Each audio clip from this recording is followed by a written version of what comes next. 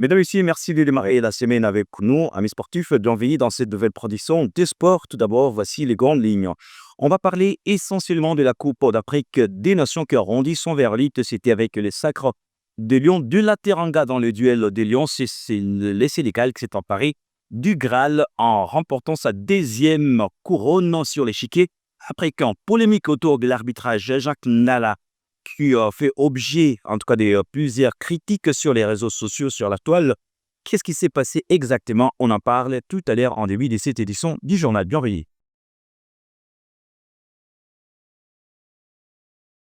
Bonjour, encore une fois. Sadio Mané qui donne la couronne à son équipe du Sénégal.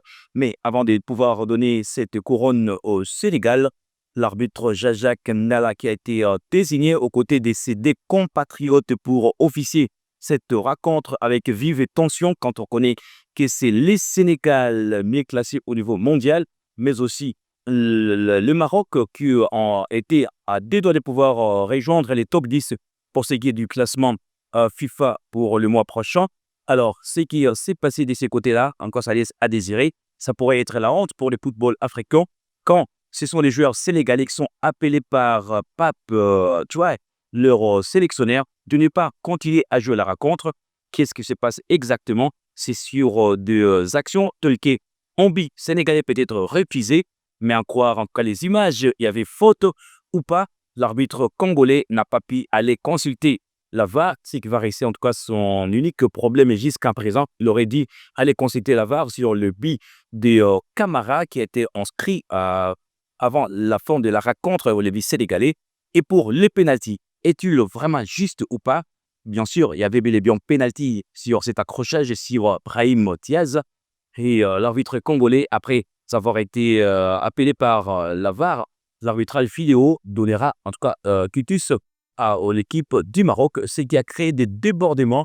On peut regarder sur ces images le supporter de l'équipe du Sénégal tellement mécontent.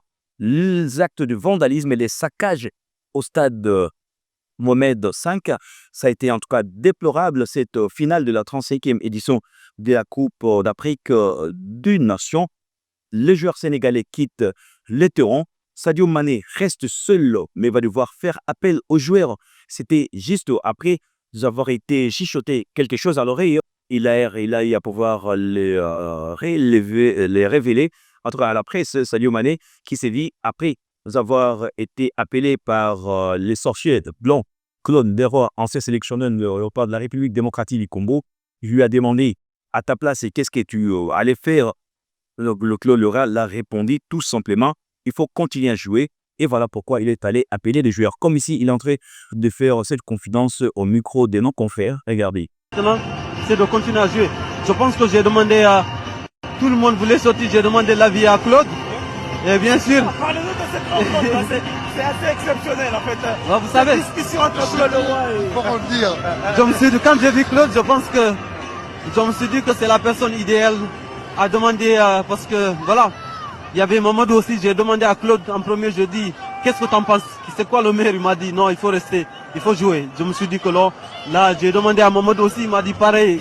Et là, Djibo m'a dit pareil, donc je suis allé amener tout le monde. J'ai dit que les gars, on s'en bat les coups, quoi qu'il arrive. Maintenant, il faut assumer, on va aller jouer. Il marque ou pas, on va jouer. On continue parce que on devait jouer. Et donc c'est ça qu'on a fait, au final, on a été récompensé. Sadio, où est-ce que tu as trouvé cette énergie pour répéter ces efforts? Je t'ai vu pendant la prolongation défendre comme un latéral, à l'image d'un Samuel Eto'o en Ligue des Champions, il a fait avec l'Inter. Ouais, vous savez, cette énergie. Il voulait tout donner. Il voulait tout donner. Je pense qu'aujourd'hui, c'était le match où il faut tout donner. Il n'y a pas d'excuse. Donc, je me suis dit que ce match-là, c'est peut-être... c'est mon dernier match, comme je l'ai dit. Maintenant, il n'y a pas deux matchs. C'est aujourd'hui et c'est pas demain ou après-demain, c'est aujourd'hui. Donc, je me suis dit qu'il faut tout donner. C'est ce que j'ai fait. C'est ton dernier match cadre, mais c'est pas ton dernier match en équipe nationale. Ouais, si tout va bien, je vais accompagner l'équipe jusqu'à la Coupe du Monde. Et après, je pense que c'est bon. Alors, en retournant, les pénaltys est raté. Ce sera en tout cas une qu'à raté pour Brahim Diaz. Il est déjà désigné comme étant meilleur buteur de cette compétition parce qu'il ne pourrait pas être rattrapé en termes de buts qu'il avait déjà en tout cas marqué dans cette 35e édition de la Coupe d'Afrique des Nations. Mais Brahim Diaz On voulait en tout cas un autre but pour ces pénaltys. Quand les joueurs sénégalais reviennent, Brahim Diaz s'est dit « Je vais me faire violence et je vais marquer ces pénaltys ». Il tente un geste de grand génie, un geste de grande classe qui est réservé à des joueurs de haut niveau, à la trempe de Lionel Messi ou même de Cristiano Ronaldo, les avis en Pirlo, ou même tout récemment, on a vu un geste tenté par le joueur Erling Haaland. Il tente une panenka et ce sera une panenka ratée. Dommage qu'il va devoir plonger tout le Maroc dans le noir pendant que les Lions de l'Atlas s'apprêtaient à pouvoir vivre une épopée. Ça a été en tout cas tourné au vinaigre parce que l'équipe du Maroc, Brahim Diaz, va rater ses pénaltys, va donner l'offrande au gardien Lamine Ndiaye qui s'empare du cuir et la rencontre s'est poursuivie. 3 minutes additionnelles, la rencontre se termine. Le Sénégal, champion et roi des continents africains. Mais les sanctions vont devoir provenir de ces côtés-là. Selon les dernières informations qui sont en train de nous parvenir, Gianni Infantino, lors de sa dernière sortie médiatique, s'est dit que ce sont des actes qui vont devoir condamner. Et voir donc le Sénégal s'attend à plusieurs sanctions, certainement avec le sélectionneur qui est allé demander pardon. Il a demandé pardon, mais sa conférence de presse a été gâchée. Regardez ce qui est en train de se passer ici. Quand ce sont les journalistes marocains et sénégalais qui sont en train de se chamailler, voilà ce qui se passe. Une tension vive dans la salle de conférence. Et là, la conférence du sélectionneur sénégalais a été gâchée.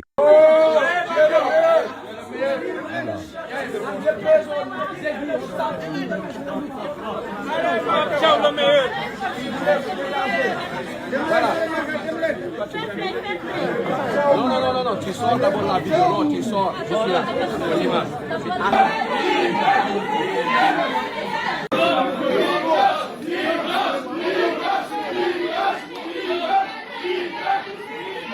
Et pour les sélectionneurs du Maroc, Walid Regragui, selon lui, en tout cas, c'est la honte pour le football africain. Quand c'est plus de 15 minutes d'arrêt, on reste au stade, on ne sait pas à qui on va remettre la coupe. Les joueurs sénégalais sont dans les vestiaires.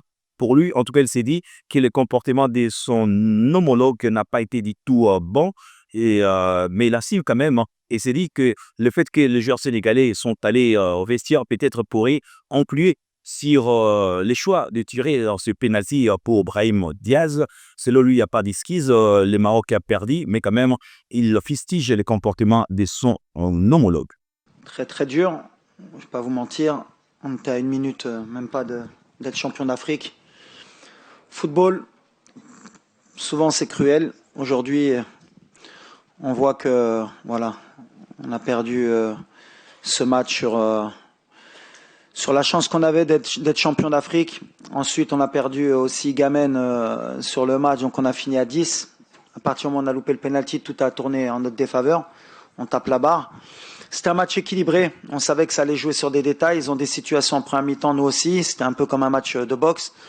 Je crois qu'on a fini à 50-50 pratiquement en possession, nombre de tirs, des opportunités. On sait qu'une finale, voilà, le peu d'occasions qu'on a, il faut saisir sa chance. Des deux côtés, voilà. À la fin, c'est un scénario Hitchcockien avec ce penalty à la dernière seconde qu'aurait pu nous offrir le titre. C'est malheureux pour le peuple marocain, surtout. Ça fait très mal au cœur parce je crois qu'on n'est jamais passé aussi proche d'une Coupe d'Afrique qu'aujourd'hui. Maintenant, il demande à ses joueurs de sortir du terrain. Voilà, il avait commencé déjà en conférence de presse, tant mieux pour lui. Comme je dis à la fin, il faut toujours rester classe, dans la défaite comme dans la victoire. Ce qu'a fait Pape ce soir, ça honore pas l'Afrique. C'est pas classe, mais c'est pas grave, il est champion d'Afrique, donc il a le droit de dire ce qu'il veut. On a arrêté le match aux yeux du monde pendant au moins 10 minutes. Ça n'a pas aidé Brahim, c'est pas une excuse de la façon dont il l'a tiré, mais voilà, on va pas revenir en arrière, il l'a tiré de cette manière-là. On va l'assumer, surtout moi en tant que coach, et voilà, on regarde de l'avant.